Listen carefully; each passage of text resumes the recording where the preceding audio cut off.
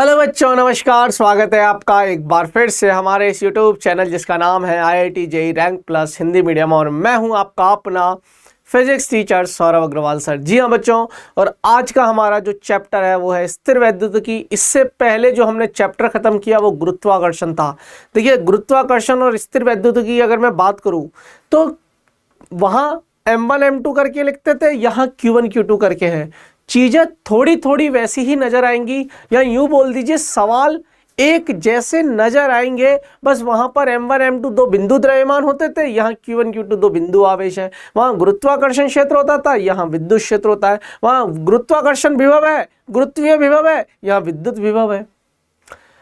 फॉर्मूले भी लगभग सेम से ही है, जैसे K Q1 Q2 बटे R स्क्वायर, कुलाम फोर्स, कुलाम बल। ऐसे ही वहां पर F equal to G M1 M2 बटे R स्क्वायर। देखो थोड़ा सिमिलर सा है। अगर विद्युत क्षेत्र लिखना होता है तो K Q by R square, वहां पर GM बाय R स्क्वायर, है ना। तो चीजें जैसे K की वैल्यू फिक्स होती है 9 इंटू 10 टू दी पावर 9, ऐसी वहां G की वैल्यू फिक्स होती है, सार्वत्रिक गुरुत्वाकर्षण नियतांक है। तो ऐसी छोटी छोटी कुछ चीजें होती है ना। तो ये चीजें हमेशा याद रखना। अब बात करते हैं, ध्यान से सुनना। आज का जो लेक्चर है वो है लेक्चर नंबर 1, स्थिर वैद्युतिकी। ये चैप्टर काफ़ी बड़ा है, इसलिए मैंने इसको 2 लेक्चर्स में तोड़ा है। 2 में नहीं, अगर ज़्यादा लग रहा होगा तो मैं 3 में तोड़ दूंगा, क्योंकि मुझे तोड़ना पड़ेगा। लेकिन उससे पहले आपको इंट्रोडक्शन करा देता हूँ।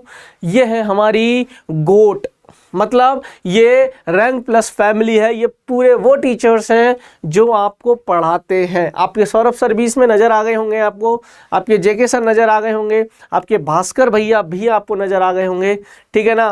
तो और ये जो सर हैं, मैं आपको बता देता हूँ इन सर से, अगर आप जो बच्चे नहीं मिले, ये हैं बेटा जी जो रैंक प्लस के संस्थापक हैं। जो रैंक प्लस को यूँ मान लीजिए कि जो बच्चों को पढ़ाने का जो सपना है ना, सबसे पहले इन्होंने देखा है, ठीक है ना। उसके बाद टीम जुड़ती चली गई और टीम अब हमारी बड़ी हो चुकी है। खैर, ये टीचर्स की टीम है। इसके अलावा और भी बहुत पूरी टीम है बैकएंड पे काम करती है। वो कैमरे के सामने कभी नहीं आते, ठीक है। ये वो टीम है जो कैमरे के सामने आएंगे।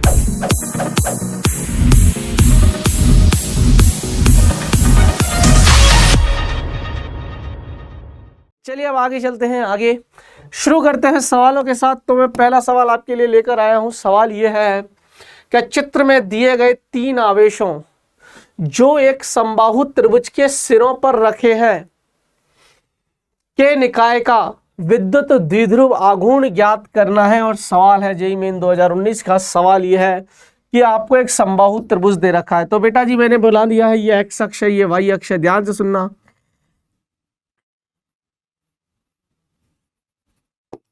ये एक्स अक्ष है और ये वाई अक्ष है, ये वाई अक्ष है। और यहां पर मैं एक समबाहु त्रिभुज बनाने की सोच रहा हूं,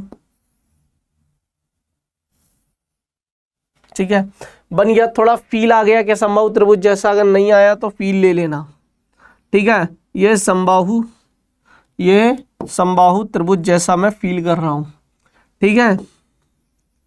याद है समबाहु त्रिभुज का, जैसे ही समबाहु त्रिभुज बोल दें बाकी कुछ भी जानकारी देने की जरूरत नहीं है, क्योंकि समबाहु त्रिभुज बोलते ही 2 चीजें मेरे दिमाग में क्लियर हो गई। एक तो ये कि तीनों भुजाएं बराबर होंगी, और दूसरा कोण जो होगा वो 60 डिग्री का होगा। ये जरूरी नहीं होती ये चीजें देनी। समबाहु त्रिभुज नाम ही काफी है, सवाल में बोल दिया है समबाहु त्रिभुज है। अब जैसे ही उन्होंने समबाहु त्रिभुज बोल दिया, बात खत्म हो गई है, क्लियर है। उन्होंने बोला है कि यहाँ पर है -2q आवेश, यहाँ पर है +q आवेश, और यहाँ पर भी है +q आवेश। ये लंबाई L है, ये लंबाई L है, ये लंबाई L है। अब ध्यान से सुनना, ये वाई अक्ष। अब ध्यान से सुनना, हमें पूछा है कि पूरे निकाय का विद्युत द्विध्रुव आघूर्ण। अब मैं आपको द्विध्रुव आघूर्ण का थोड़ा सा कॉन्सेप्ट अगर बताऊं तो द्विध्रुव आघूर्ण कब बनता है बताओ।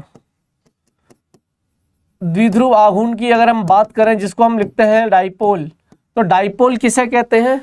-q, एक आवेश है -q, और उसी के सेम +q, बस प्रकृति विपरीत है। दो आवेश है, मान लेते हैं दोनों को 12 डिस्टेंस पे रखा, बहुत छोटी डिस्टेंस होती है, दूरी छोटी होती है। 12 लेने के पीछे कैलकुलेशन वाला रीजन है कि हमारी गणित थोड़ी आसान हो जाए, उस चीज़ पे आप ध्यान मत देना, हमेशा याद रखना। तो ये इसे कहते हैं बेसिकली एक द्विध्रुव का निर्माण कर लिया। क्या कर लिया? एक द्विध्रुव का निर्माण कर लिया, बेसिकली द्विध्रुव बना लिया, है ना। तो द्विध्रुव बन गया, ऐसे लिख देता हूं मैं यहाँ पर। और ये जो द्विध्रुव है इसकी जो दिशा होती है वो हमेशा ऋण आवेश से धन आवेश की तरफ होती है। तो this is called minus Q से, ये माइनस क्यू से हमेशा माइनस क्यू से प्लस क्यू की ओर होगी, अर्थात ऋण आवेश से धन आवेश की ओर होगी। और जो ये पी लिखूंगा वो पी लिखने का जो तरीका है वो क्यू इंटू ये हो जाएगा बेटा जी 12। किसी भी एक आवेश को ले लीजिए, सिर्फ उसका वैल्यू लेना है। मतलब यहाँ पर जब तुम बोलोगे सर ये -5 है तो माइनस लूँ कि प्लस लूँ, आप सिर्फ 5 लीजिए, ठीक है। और 12 जो भी डायरेक्शन है वो आप लिख दीजिए, तो इससे आ जाएगी आपकी द्विध्रुव आघूर्ण की दिशा। तो अब ध्यान से सुनना यार, बेसिकली हमें लगाना तो यही कॉन्सेप्ट है, P सदिश बराबर Q इंटू 12। लेकिन यहां पर आपको देखना पड़ेगा कि सर माइनस क्यू और प्लस क्यू है भी या नहीं है। एक बात बताता हूं, आपको देखना पड़ेगा बेटा, जो ये -2Q लिखा है, क्या मैं इसको -Q और -Q लिख सकता हूं? इस -2Q को क्या मैं -Q और -Q लिख सकता हूं? अरे भाई मेरे पास 2 रुपए हो, या मैं एक एक करके 2 रुपए रख लूं, एक ही बात है। 1-1 रुपए के 2 सिक्के हैं, या 2 रुपए का 1 सिक्का है, क्या मेरे पास बराबर रुपए हैं? वही सेम कहानी, -2Q आवेश है या -Q। ऐसा इसलिए कर सकता हूं क्योंकि आवेश को मैं सीधा सीधा जोड़ या घटा सकता हूं। तो भाई -Q ये तो अदिश राशि है ना भाई, कोई सदिश योग थोड़ी ना करना है हमें आवेशों का, तो मैं कर सकता हूं। यहां पर जो एंगल है बेटा जी वो 60 डिग्री का। तो आपको एक चीज देखनी पड़ेगी, ये -Q है, ये +Q है। अरे गुरुजी ये तो एक द्विध्रुव आघूर्ण का निर्माण हो गया। ये -Q है, ये +Q है, यहां पर एक द्विध्रुव आघूर्ण का निर्माण हो गया। ये भी -Q है, ये भी +Q है, यहां पर भी एक द्विध्रुव आघूर्ण का निर्माण हो गया। तो आपको एक चीज और हमेशा याद रखना, जो द्विध्रुव आघूर्ण है उसकी दिशा हमेशा माइनस से ऋण आवेश से धन आवेश की ओर होगी, ऋण आवेश से धन आवेश की ओर होगी। और द्विध्रुव आघूर्ण एक सदिश राशि है। तो बेसिकली आपके पास 2 सदिश आ गए, एक सदिश ये रहा, एक सदिश ये रहा, और इन दोनों सदिशों के मध्य में जो कोण है वो 60 डिग्री का है।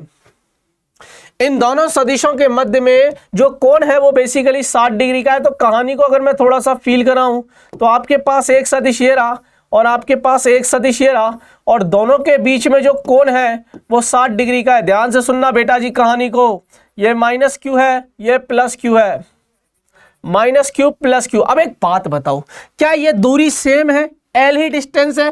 क्या ये +Q है, क्या ये -Q है? -Q से +Q के बीच में मतलब द्विध्रुव आघूर्ण का निर्माण कर लिया या द्विध्रुव का निर्माण कर लिया। तो अगर मैं इसको नाम दे रहा हूं कि मान लेते हैं कि ये P1 है और मान लेते हैं ये P2 है, तो क्या P1 और P2 जो होंगे वो परिमाण में बराबर होंगे? बिल्कुल होंगे। और उसकी वैल्यू क्या होगी? Q इंटू L होगी। सर आप तो बोल रहे थे Q इंटू 12 होगी, पर Q इंटू 12 नहीं है बेटा जी, ये डिस्टेंस तो L है, तो यहाँ पर हम L लेके चलेंगे। बेसिकली 2 बिंदु आवेश हैं और दोनों बिंदु आवेशों के बीच की जो दूरी है बेसिकली, तो -Q +Q, ये कौन सी दूरी है? L। तो यहाँ 12 मत चिल्लाने लग जाना, ठीक है। यहाँ पर 12 इसलिए लिए क्योंकि ये 12 दे रखी है। तो Q इंटू 12 ये रहा, मतलब Q इंटू L लिख दो, Q इंटू L, और ये भी Q इंटू L। यार दो सदिश अगर 60 डिग्री पर है और दोनों सदिश अगर समान परिमाण के हैं तो कॉन्सेप्ट ये बोलता है, अगर दो सदिश समान परिमाण, अगर 2 सदिश समान परिमाण के हैं तथा उनके मध्य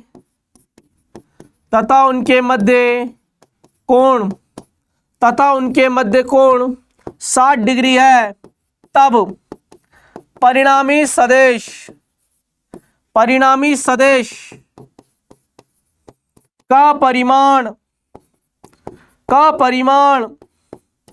√3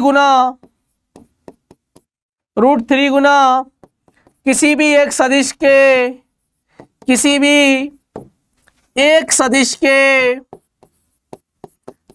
के परिमाण के बराबर होगा, परिमाण के बराबर होगा। ये हमारा कॉन्सेप्ट बोलता है, ध्यान से सुनना। तो एक चीज तो तय है गुरुजी, इन दोनों का जो भी परिणाम ही आएगा वो ठीक मध्य में आएगा, क्योंकि दो सदिश है। अबे यार कोई मुझे 5 न्यूटन से इधर खींच रहा है, 5 न्यूटन से इधर खींच रहा है, दोनों अगर एक दूसरे के लंबवत है तो मैं बिल्कुल मध्य में आ जाऊंगा 45 डिग्री पर, क्योंकि दोनों सदिशों के मध्य में जो कोण है वो 90 डिग्री का है। अगर दोनों सदिशों के परिमाण आपस में बराबर है तो मैं बिल्कुल मध्य में आ जाऊंगा, अर्थात जो परिणामी सदिश होगा वो किसी भी एक सदिश के साथ 45 डिग्री का कोण बनाएगा। अब वो किसी एक सदिश के साथ बना रहा है तो इसका मतलब है वो दूसरे सदिश के साथ भी 45 ही बना रहा है। क्लियर है? कहानी यहां पर क्लियर है? तो ये हो जाता है बेटा जी √3 times of Q into L। अब ध्यान से सुनना, लेकिन बेटा जी हमें सदिश रूप में इसको लिखना पड़ेगा। आप सदिश रूप में लिखने के लिए हमें ध्यान से सुनना कैसे लिखना है, कैसे लिख सकते हैं। देखिए ये जो ऑप्शन है आपको हो सकता है थोड़े से अजीब दिख रहे हो, पर मैं आपको क्लियर कर दूंगा। इन दोनों सदिशों का परिणाम, इन दोनों का जो भी परिणाम ही आएगा, क्या वो ये आएगा, क्या वो ये आएगा? बोलो यार, क्या वो ये आएगा? आंसर आ गया। अब हमें लिखना है डायरेक्शन। यार ये वाली जो डायरेक्शन है ये प्लस जे कप्पा है, तो नीचे वाली माइनस जे कप्पा, खत्म हो गया। तो जो पीनेट आएगा, पीनेट द्विध्रुव आघूर्ण का परिणामी जो आएगा वो आएगा, देखिए पहले लिखूंगा परिमाण, तो परिमाण कितना आया √3 गुना Q इंटू L, √3 गुना Q इंटू L, और डायरेक्शन के लिए माइनस जे कप्पा। अब इसको बहुत अच्छे से और सजा के लिख देते हैं, तो ये आ जाएगा माइनस के √3 QL J kappa. This is the answer. और ये जेई मेन के अंदर का सवाल था बेटा जी। क्या ये सवाल समझ में आया? माइनस √3 Q इंटू L जे कैप। क्लियर है? आगे चलते हैं कहानी को। पहला सवाल क्लियर हो गया। अगर इस तरीके का सवाल आता है, देखिए हो सकता है वो H2O दे देते हैं आपको, हो सकता है वो H2O दे देते हैं आपको, ठीक है, और फिर भी ऐसा ही स्ट्रक्चर बना के आपसे परिणामी पूछ लेता, उसके मध्य का कोण आपको पता होना चाहिए था। ये थोड़ा सा अच्छे सवालों में आ जाता है। क्या नॉर्मल सवाल बनाएंगे तो वो इसी तरीके का सवाल बनाएंगे। अगला सवाल हमारे सामने है, और सवाल ये रहा बेटा जी, सवाल ये भी जेईई मेन 2019 का सवाल है कि 5 माइक्रो कूलाम आवेश वाला और द्रव्यमान 2 ग्राम, याद रखना द्रव्यमान कितना है 2 ग्राम, का एक सरल दोलक का बॉब तीव्रता 2000 वोल्ट प्रति मीटर के एक समान क्षैतिज विद्युत क्षेत्र में विराम अवस्था पर है, साम्य अवस्था में ऊर्ध्वाधर से दोलक जो कोण बनाएगा वह है। आपको याद हो ना बेटा, तो मैंने 4 या 5 लेक्चर पहले अर्थात सदिश वाले चैप्टर में सेम ऐसा ही सवाल करवाया था, और वहां पर मैंने क्षैतिज बल दिया था, एक डोरी से लटका हुआ था द्रव्यमान, और मैंने बोला था कि डोरी के किसी भी बिंदु पे, मध्य बिंदु पर ले लीजिए, एक क्षैतिज बल लगाते हैं तो वह ऊर्ध्वाधर के साथ 45 डिग्री का कोण बनाता है। वही तो कहानी है, बस यहाँ पर उन्होंने एक चीज की है, पता है क्या? वो किया है कि यार जो क्षैतिज बल मैंने वहां हाथों से लगाया था, वही क्षैतिज बल यहाँ मेरा विद्युत क्षेत्र लगाएगा, क्योंकि विद्युत क्षेत्र में मैंने एक आवेश को रख दिया है, और विद्युत क्षेत्र वो भी एक समान विद्युत क्षेत्र है, यूनिफॉर्म इलेक्ट्रिक फील्ड है। क्या आप सभी बच्चों को क्लियर है? अब ध्यान से सुनना कहानी को, तो मैं डायग्राम बना के थोड़ा सा इसको सजाता हूं, ध्यान से सुनना बेटा। ये है छत, ध्यान से सुनना, ये है हमारा बॉब। क्या है ये? बॉब, इसको बोलते हैं बॉब। क्या है ये? बॉब। 5 माइक्रो कूलाम का आवेश इस पर रख दिया, मैंने बोल दिया है कि जो आवेश दे रखा है वो 5 माइक्रो कूलाम का है, और इसका जो द्रव्यमान दे रखा है वो 2 ग्राम दे रखा है। 2000 वोल्ट पर मीटर की तीव्रता का हमने क्या लगा रखा है, एक समान विद्युत क्षेत्र। जो हमें ई दे रखा है वो दे रखा है 2000 वोल्ट प्रति मीटर, 2000 वोल्ट प्रति मीटर ये दे रखा है बच्चों, ध्यान से सुन लेना कहानी को, ठीक है। विराम अवस्था में स्टार्टिंग में, साम्य अवस्था में ऊर्ध्वाधर से। अब होगा क्या, इसके बाद की डायग्राम किसी ने नहीं बनाई, मैं बनाऊंगा, तो ध्यान से सुनना। ये वही छत है, पहले एनालिसिस करो ये क्या जाएगा। क्या ये जो बॉब है, इसको बोलते हैं बॉब, जो ये लटका पड़ा है ना एक गोला सा, ये बॉब है ना। इस पूरे को सरल लोलक या सरल दोलक कहते हैं। इस पर आवेश रखा है 5 माइक्रोकूलाम का। अब आवेश है तो द्रव्यमान होगा, परंतु द्रव्यमान है तो आवेश हो ये जरूरी नहीं है। अगेन आवेश के गुणधर्म जो हम शुरू में पढ़ते हैं, आवेश द्रव्यमान से संबद्ध है, द्रव्यमान आवेश से संबद्ध नहीं है। अगर आवेश है तो हमको द्रव्यमान दे रखा है कि भैया 2 ग्राम का है और आवेश दे रखा है। अब एक चीज बताइए, अगर किसी विद्युत क्षेत्र में मैं कोई आवेश रख दूं, क्या उस आवेश पर बल लगता है और वो क्यू लगता है और विद्युत क्षेत्र की दिशा में लगेगा अगर वह आवेश धनावेशित है, और विद्युत क्षेत्र की विपरीत दिशा में लगेगा अगर वह आवेश ऋणावेशित है। फील करो फिजिक्स को। मतलब ये गुरुजी, अगर एक समान विद्युत क्षेत्र ये रहा, एक समान विद्युत क्षेत्र है, अगर तो आवेश धनावेश है, अगर तो आवेश धनावेश है, तो उस आवेश पर जो बल लगेगा वो विद्युत क्षेत्र की दिशा में लगेगा। अगर तो आवेश ऋणावेशित है,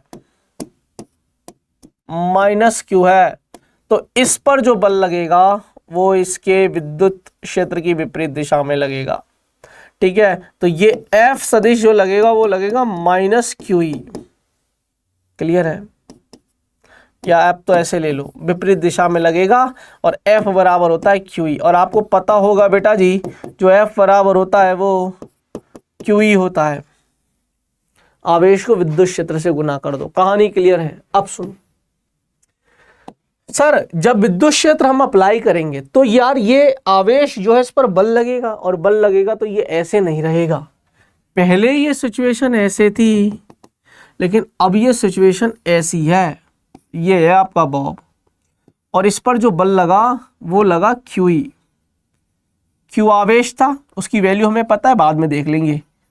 परिमाण लिख रहा हूं, डायरेक्शन तो मैंने दिखा दी, क्योंकि धनावेशित है और धनावेश है तो विद्युत क्षेत्र की दिशा में बल लगेगा। क्या इसका नीचे की तरफ कुछ ना कुछ mg आएगा? क्या ये जो रस्सी है, क्या इस रस्सी में तनाव बल आएगा? बिल्कुल आएगा। बेटा मान लेते हैं ये ऊर्ध्वाधर के साथ, इस पॉइंट को बोलते हैं सस्पेंशन बिंदु, निलंबन बिंदु। क्या बोलते हैं इसको? निलंबन। निलंबित कर दिया हमने इसको, निलंबित बिंदु या निलंबन बिंदु। मैंने बोल दिया कि ऊर्ध्वाधर के साथ ये थीटा डिग्री के कोण पर चला जाता है। अब ध्यान से सुनना गणित, अगर ये थीटा है तो ये एंगल भी थीटा हो जाएगा। तो ये कितना हो जाएगा बताओ सर? ये कितना हो जाएगा? ये हो जाएगा t cos थीटा, और ये हो जाएगा t sin थीटा। ये आना चाहिए।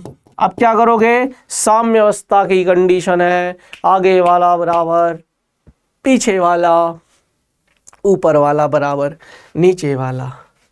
तो हम करेंगे t sin थीटा बराबर क्यू ई, t sin थीटा बराबर क्यू ई, और t cos थीटा बराबर mg। समीकरण नंबर 1, समीकरण नंबर 2, समीकरण 1/2 करोगे तो t sin थीटा बटे t cos थीटा बराबर Q E by M G. Sine theta बटे कॉस थीटा, टेन थीटा बराबर Q E by M G, theta बराबर टेन इनवर्स QEY/mg। अब एक बात बताता हूं मैं आपको, बस आपको वैल्यू रखनी है, ये एक स्टैंडर्ड फॉर्मूला है, स्टैंडर्ड फॉर्मूला।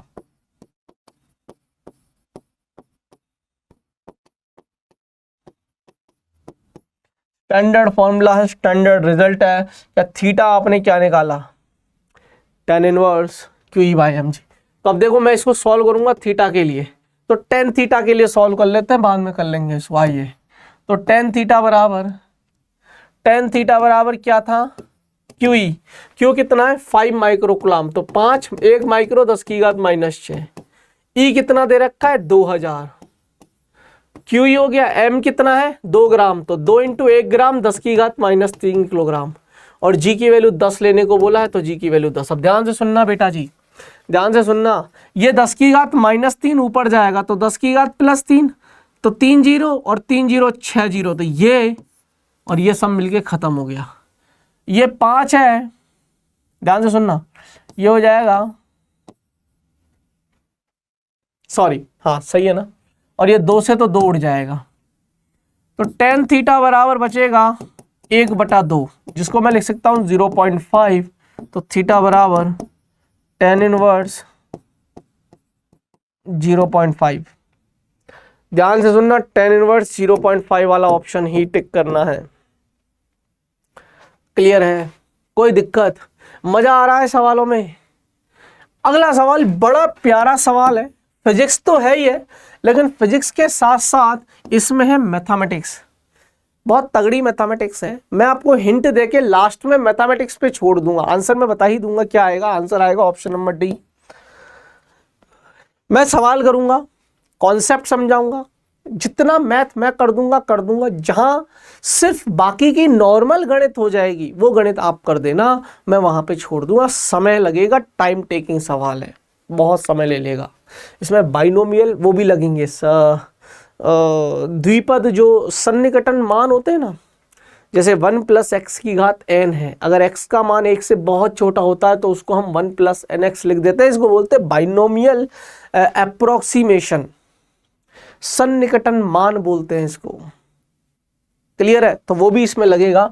खैर, आप मैथमेटिक्स के छात्र हो इसलिए मुझे टेंशन नहीं है। देखिए, जेई वाले बच्चों में और नीट वाले बच्चों में थोड़ा सा फर्क होता है। जब नीट के पेपर के लिए कोई सवाल बनेगा ना, तो दिमाग में एक चीज और रखी जाती है कि कहीं मैथ टफ तो नहीं हो गई जब नीट के सवाल बनाते हैं तो, क्योंकि नीट के बच्चों से टफ मैथ के कारण हो सकता है सवाल हो ही ना। लेकिन जब जेई के सवाल बनाते हैं ना, तो उनके दिमाग में ये चीज रहती ही नहीं है कि कैलकुलेशन टफ दे दो या टफ दे आसान दे। भाई टफ दो ना, मैथ है ना, आनी चाहिए मैथ, क्योंकि मैथ के बच्चे हो, ठीक है। और यही जेई एडवांस, इसीलिए जनरली जो बोलते हैं ना कि जेई का पेपर टफ हो जाता है, उसका टफ होने की वजह कॉन्सेप्ट नहीं है। कॉन्सेप्ट तो नीट की फिजिक्स में भी है। कॉन्सेप्ट जो पेपर को टफ बना रहा है ना, एक तो वो बहुत गहराई वाले कॉन्सेप्ट डाल देते हैं पहली बात तो, लेकिन कॉन्सेप्ट्स भी नॉर्मल अगर मेंस में बात करें तो नहीं है इतने। जो सवाल टफ बनता है वो कैलकुलेशन से बन जाता है। नीट में कैलकुलेशन नहीं पूछते इतनी जितनी जेई में पूछ लेते, और बच्चा एक तो लेवल यहीं पे फर्क दिख जाता है। और एडवांस में तो कॉन्सेप्ट की मिक्सिंग भी कर देते हैं, मैकेनिक्स को जोड़ दिया मैग्नेटिक फील्ड से, है ना, फ्लूइड को जोड़ दिया है आपने, सपोज इलेक्ट्रिक फील्ड से जोड़ दिया, हाँ लगा सकते हैं वो। मैं कहीं पढ़ रहा था, प्रक्षेप्य गति का और किरण प्रकाशिकी का सवाल पूछा जेई में। प्रक्षेप्य गति का, किरण प्रकाशिकी का और सापेक्ष गति का, तीनों को मिक्स करके सवाल बना दिया, मिरर लगा के, प्लेन मिरर लगा के। सोच के देखो, सोच के देखो सवाल बना होगा तो कितना प्यारा बना होगा। तो सवाल बनाने वाले का छोड़ दो बेटा, बनाने वाला टफ भी बना देगा, ठीक है। अब सुनिए,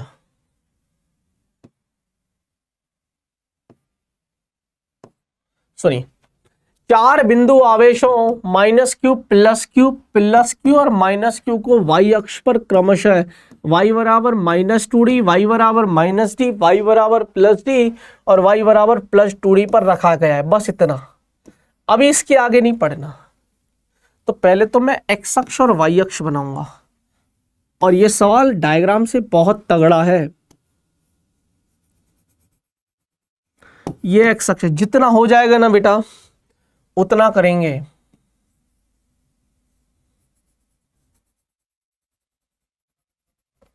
और ये वाई है, ये है आपका मूल बिंदु। ध्यान से सुनना, माइनस क्यू प्लस क्यू। अब देखो माइनस 2d, अब देखो पहले आएगा प्लस डी, फिर आएगा plus 2d plus D plus 2d minus D minus 2d। Y अक्ष पर ही तो चल रहे हैं। हाँ या ना का जवाब देना। इस तरीके के सवाल पूछते हैं, इसलिए फेवरेट सवाल करवा रहा हूं, ध्यान से सुनते चलना, ठीक है।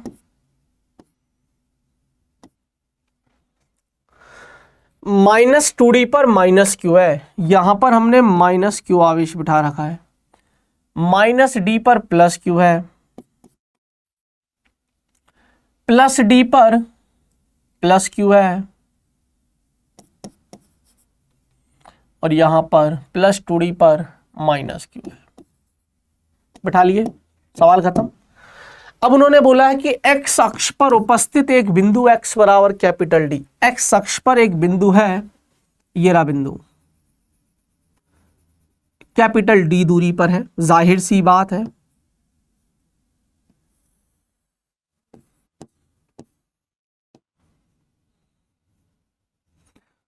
जाहिर सी बात है, जैसे मैं सवाल कर रहा हूं ना वैसे ही आपको करना है बेटा। और हिंदी मीडियम वाले बच्चों आपके लिए ये सेशन है ना। और एक हिंट जरूर दी है उन्होंने कि डी का मान बहुत बहुत बड़ा है, डी से बहुत बढ़िया, यही लगेगा बाइनोमियल अप्रोक्सीमेशन। पर विद्युत क्षेत्र के परिमाण ई का जो व्यवहार होगा इस बिंदु पर, इस बिंदु को नाम दे दिया बिंदु पी। यहां पर विद्युत क्षेत्र निकालना है। एक चीज तो तय है गुरुजी, ये प्लस आवेश है, प्लस क्यू, इस प्लस क्यू के कारण से विद्युत क्षेत्र रहेगा मान लीजिए E1। ये जो प्लस क्यू है इसके कारण से भी जो विद्युत क्षेत्र रहेगा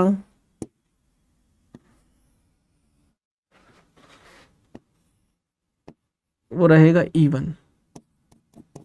तो मजा नहीं आया, थोड़ा सा इस वाले को हटा देता हूं थोड़ा, ठीक है। ध्यान से सुनना कहानी को, ये बाद में बना लेंगे यार, ये कंफ्यूजिंग कर रहा है ये डिस्टेंस ना। चलो सुनो, डायग्राम को सुनना बेटा।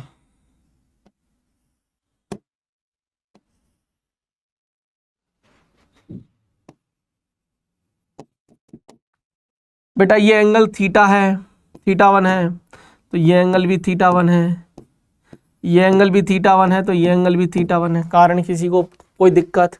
अरे भाई प्लस धनावेश है ना, धनावेश है तो विद्युत क्षेत्र की तीव्रता दूर की ओर होती है। उस जहां पर आपको निकालनी है, बिंदु पी पर निकाल लिया है, तो बिंदु पी पर कॉन्सेप्ट क्या लगाते हैं, यहाँ पर एक परीक्षण आवेश बिठाओगे। परीक्षण आवेश मतलब टेस्ट चार्ज बिठाओगे, वो इनफाइनाइट स्मॉल होगा, बहुत छोटा आवेश होता है, Q0 बिठाओगे और वहां पर उस पर रख कर चेक करोगे कि उस पर फोर्स किधर लग रहा है। तो फोर्स जो लगेगा वो इधर लगेगा, क्योंकि वो भी धनात्मक ये भी धनात्मक, तो अलोंग द लाइन जॉइनिंग लगेगा। दोनों आवेशों को मिलाने वाली रेखा के अनुदिश इधर बल लगेगा, जिधर बल लगता है उधर विद्युत क्षेत्र की दिशा होगी, तो यही है विद्युत क्षेत्र की दिशा। अब बात करते हैं माइनस के कारण से, इसके कारण से, तो ध्यान से सुनना।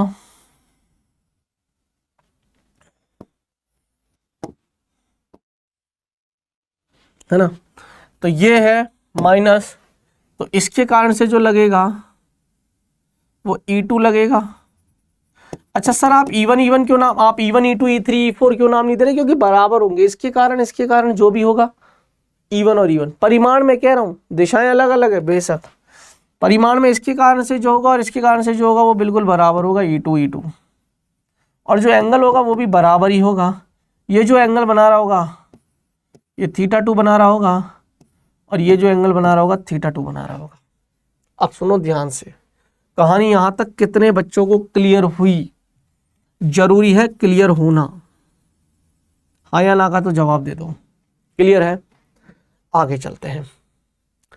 विद्युत क्षेत्र का परिमाण मान लेते हैं कि भैया इधर की तरफ है नेट, तो देखो इसके घटक लोगे E1 cos theta, E1 cos theta, 2 E1 cos theta, E1 sin theta, E1 sin theta cut जाएगा, E1 sin थीटा,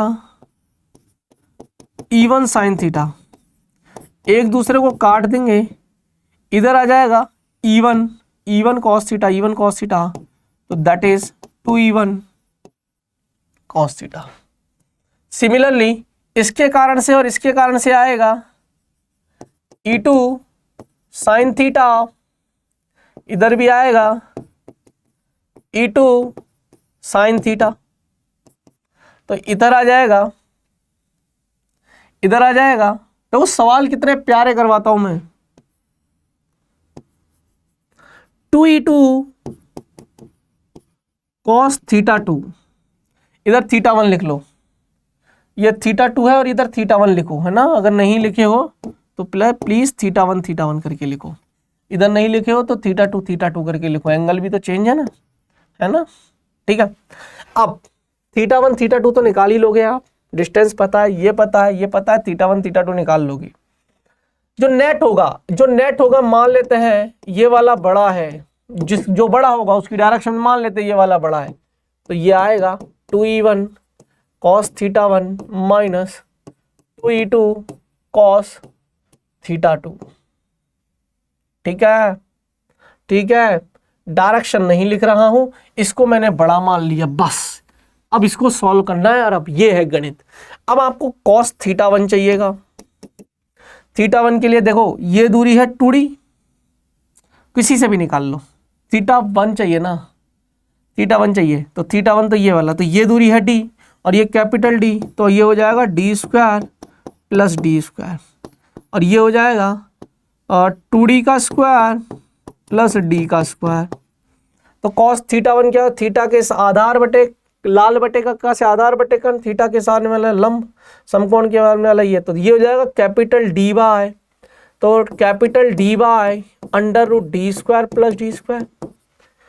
ऐसे ही cos थीटा 2 भी चाहिएगा, तो ये आ जाएगा D बाय √2D का स्क्वायर प्लस D का स्क्वायर। इसको मैं लिख सकता हूं D बटे 4D² प्लस D²। ये पता चल गया, cos थीटा 1 पता, cos थीटा 2 पता, E1 लिख लो। E1 लिखोगे कैसे लिखोगे, Q बाय, परिमाण लिखना है, Q बाय R², दोनों के बीच की दूरी D² plus D²। Under root का स्क्वायर लिखोगे ना, अब यार Q बाय R², तो R तो ये रही और इसका स्क्वायर करोगे तो ये आ जाएगा Q bye D² plus D²। E1 आ गया। देखो आपको E1 चाहिए, cos थीटा 1 चाहिए, E2 चाहिए, cos थीटा 2 चाहिए, सारी वैल्यूज लिख के दे रहा हूं आपको E2 चाहिए। E2 कैसे लिखोगे, Q बाय R, तो √2D का स्क्वायर प्लस D का स्क्वायर का होल स्क्वायर। तो E2 जो आएगा वो आएगा Q बाय 4D²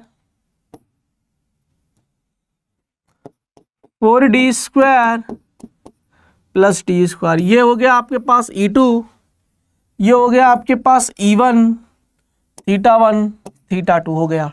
कहानी यहाँ तक क्लियर है। इन वैल्यूज को रखिए और जो आपको व्यवहार देखने को मिलेगा, D का मान बड़ा है स्मॉल d से, ये जरूर याद रखना, स्मॉल d से, ठीक है। तो जो आएगा वो D की घात 4 में दिख जाएगा, ऑप्शन नंबर।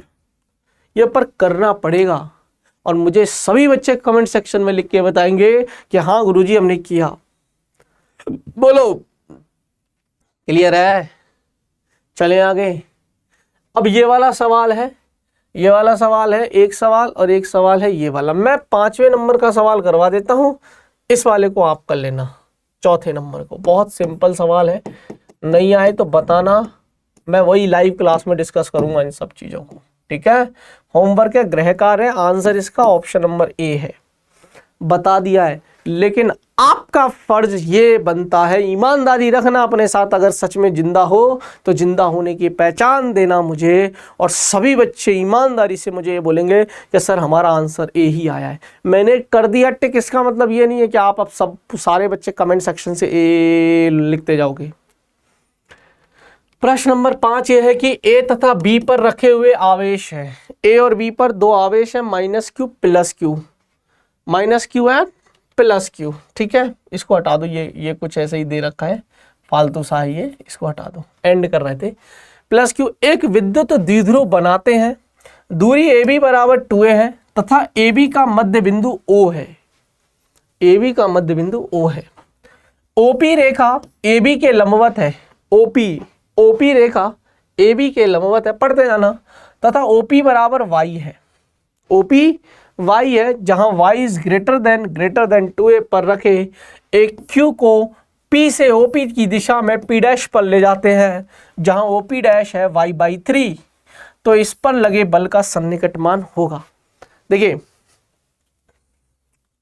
निरक्षीय स्थिति पर तुरंत हो जाएगा ये सवाल। निरक्षीय स्थिति पर द्विध्रुव के कारण विद्युत क्षेत्र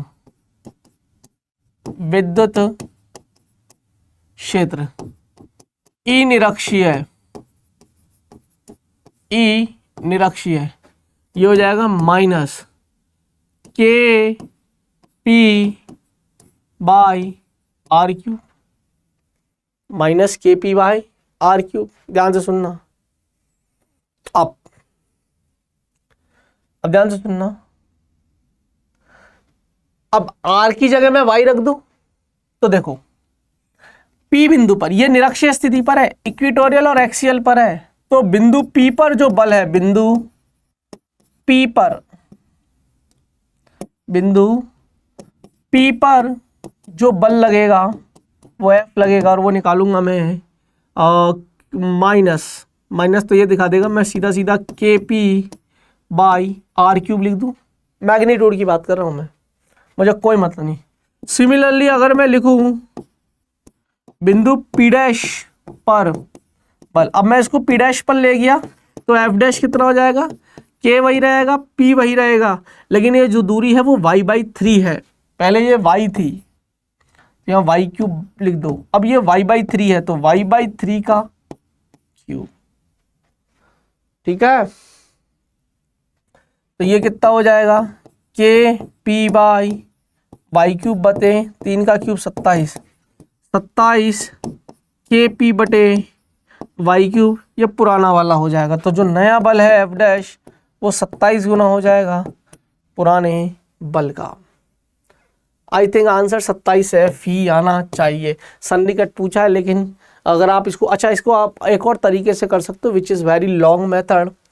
क्या करोगे आप, इसके कारण से लिखोगे, अब ये दूरी आप निकालोगे, भाई ये पता है आपको, ये डिस्टेंस दे रखी है आपको 2a, तो ये a है, ये a है, ये y है, तो ये हो जाएगा √a का स्क्वायर प्लस y का स्क्वायर। ठीक है, फिर यहाँ पर आप बोलोगे कि माइनस के कारण से इधर है, प्लस के कारण से इधर है, तो फिर ये भी एंगल थीटा, ये भी एंगल थीटा, तो दोनों के बीच में 2 थीटा आ जाएगा, फिर वैल्यू इधर आएगी। जो ये माइनस आ रहा है ना द्विध्रुव के कारण से, ये जो माइनस है वो बेसिकली माइनस इधर ही आता है। क्यों, माइनस और विद्युत क्षेत्र, क्योंकि विद्युत क्षेत्र की दिशा इधर आई और द्विध्रुव आघूर्ण की दिशा इधर है, इसलिए दोनों अपोजिट है, वो दिखाने के लिए माइनस आता है। ये डेरिवेशन से समझ में आ जाता। क्लियर, तो यही फॉर्मूला है। मैंने सिर्फ वैल्यूज की बात करी है, मैंने मैग्नीट्यूड की अगर मैं बात करूं तो फिर यही फॉर्मूला आएगा। ठीक है, ठीक है, तो K P by R Q, R की जगह हमने y/3 रख दिया, बहुत सिंपल तरीके से हमने इसको सॉल्व कर लिया। अच्छा सॉरी, ये तो विद्युत क्षेत्र आया, ओहो क्यू तो मैंने रखा ही नहीं, के पी, ओए एक मिनट, मेरे से तो बहुत बड़ा पाप हो जाता। अब विद्युत क्षेत्र, ये विद्युत क्षेत्र निकाला है ना, विद्युत क्षेत्र इनटू क्यू तो अपन ने लिखा ही नहीं। आवेश क्या था, आवेश क्या है, कैपिटल क्यू। आवेश क्या है, कैपिटल क्यू, तो कैपिटल क्यू से गुना करते जाओ। खैर एक ही बात है, उसमें कोई दिक्कत खास है नहीं, है ना। कैपिटल क्यू से, क्यू इंटू ई है ना, ये तो ई निकाला है ना मैंने, क्यू से तो गुना करूंगा तभी तो बल आएगा। खैर कभी कभी हो जाता है, पर खैर आपको चीज़ें समझ में आई। आंसर आ जाएगा 27F। कर लोगे? हाँ या ना का जवाब दे दो भाई। चलिए, तो अगर आपको फिर भी लेक्चर में कोई भी डाउट किसी भी तरीके का रह जाता है, बच्चे बिंदास आप पूछ सकते हो। आपकी क्लास है, आपके सौरभ सर है, आपका रैंक प्लस है, और ये चैनल भी आप ही का है। हम नहीं कहते ये चैनल हमारा है, बनाओगे तो आप लोग बनाओगे क्योंकि आपका खुद का चैनल है ये, ठीक है। तो अच्छा लगे तो मैं लाइक करने को नहीं बोलूँगा, ये ख़त्म कर दिया भैया सिस्टम। मैं बोलूँ बार बार के लाइक करो, मेरे को अब पसंद ही नहीं आता। तुम्हारी मर्जी पड़े तो करो, नहीं करना तो बिल्कुल मत करके जाना लाइक। मैं नहीं बोल रहा हूँ लाइक करो, कमेंट ही मत करना, बस आंसर जो मांगे ना वो कर देना। कोई तारीफ नहीं चाहिए, कुछ नहीं चाहिए। और जो पढ़ने वाला बच्चा अगर वही आ रहा है मेरी क्लास में तो मुझे इससे ज़्यादा खुशी नहीं मिलेगी, ठीक है। तो चलिए अब आज के लिए इतना ही, मिलते हैं अगली क्लास में। तब तक के लिए अपना ख्याल रखना, हंसते रहना, मुस्कुराते रहना, और हाँ, जुड़े रहना हमारे साथ, आपके अपने सौरभ सर के साथ, रैंक प्लस के साथ। बाय बाय, धन्यवाद।